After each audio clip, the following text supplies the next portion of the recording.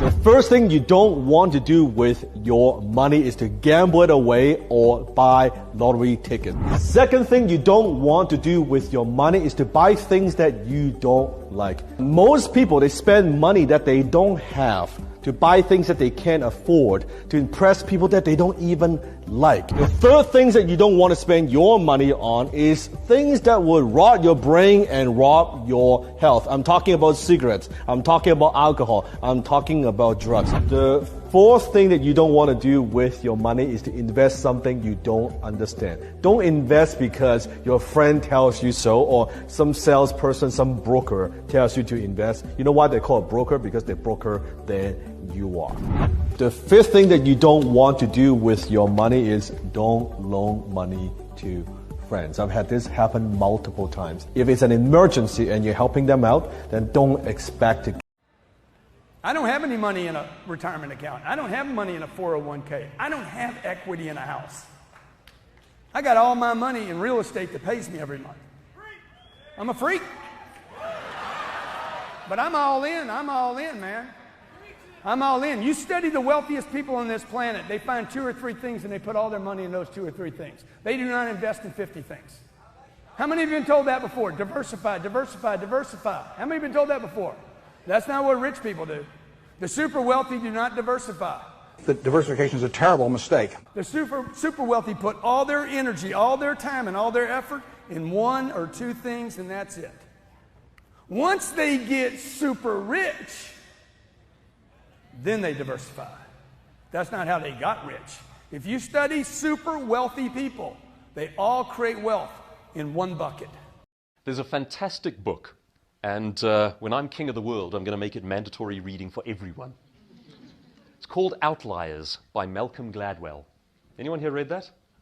Yeah? I highly recommend it. Malcolm Gladwell, Outliers. He talks about the difference between people who fail and succeed in anything. And he talks about how in wealthy families, they teach their children something very different to what is taught in middle class and poorer families. And it's just how to interact with authority.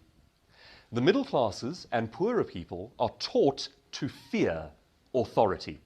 And it's industrial revolution thinking. You've got to fear the guy who runs the factory because he owns your life. Okay? And it goes like this. Let's take a practical example. They do this one in the book. He says, you're taking your child to the dentist. The middle class family will teach the child that the dentist, he has studied for 8 years and he knows everything there is to know. You as the child must shut up, sit down, keep quiet, and even if it hurts, don't cry. Just wait for it to be over. Do whatever he tells you to do. Now in wealthy families, they approach the exact same situation completely differently. Driving to the dentist's office, they tell the child, the dentist is your friend. He has studied for 8 years so that he can serve you properly. How's that? Okay? The dentist is a resource that you can use. If you have any questions about your mouth, about your teeth, about anything that you want to know there, you must ask the dentist because it's his job to help you. Now take that kind of thinking, that's a simple example, going to the dentist. Take that kind of thinking and amplify it over the next 20 years. Which of those 2 kids is going to do well in life? You've got one who's taught to fear authority, shut up, keep your voice down, don't make waves, and the other one who's taught the world is there for you to utilize. It's all resources, you can use it to your own ends. Imagine the difference that that would make.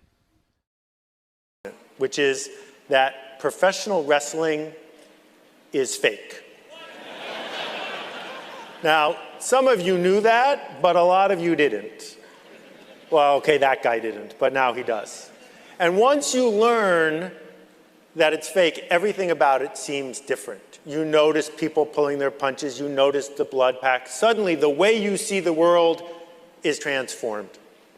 And learning how to see and understanding the opportunity is essential and can be really expensive if you don't get it. On my desk back in New York, I keep this box.